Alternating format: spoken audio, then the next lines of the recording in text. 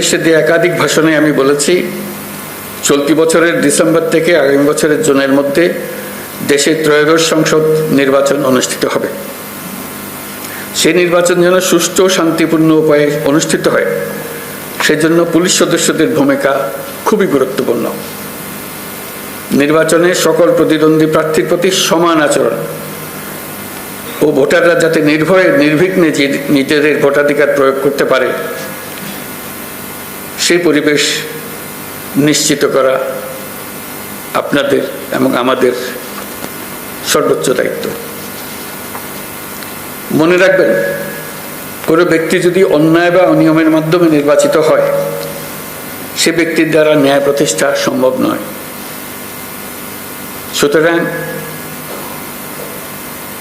নিশ্চিত করুন যাতে কারো দ্বারা ব্যবহৃত না হন। সত্য ন্যায় প্রতিষ্ঠার ব্রত হিসেবে নির্বাচনে নিজেদেরকে নিয়োজিত করবেন। পুলিশ বাহিনীর সদস্য হিসেবে তারও চাইতে বড় বিষয় এদেশের একজন নাগরিক হিসেবে ভবিষ্যতে কখনো যেন পুলিশ বাহিনীকে দলীয় বাহিনী বা অন্যায় কাজে ব্যবহার না করা যায়, তার জন্য একটা সুষ্ঠু ও নিরপেক্ষ নির্বাচন অত্যন্ত জরুরি।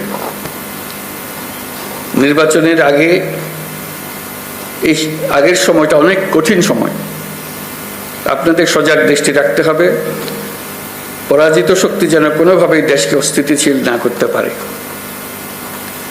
আমি আগেও বলেছি, আবারও আপনাদেরকে নিয়ে স্মরণ করিয়ে দিচ্ছি সবাইকে, আমরা একটা যুদ্ধ অবস্থায় আছি। অশুভ চক্র আমাদের স্বপ্নকে, আমাদের ঐক্যকে ভেঙে দিতে সব শক্তি নিয়ে চেষ্টা করছে এবং চেষ্টা আরো কঠোরতর করবে। একে প্রতিহত করার জন্য আপনাদেরকে সবসময় সতর্ক থাকতে হবে, জাতিকে রক্ষা করার জন্য।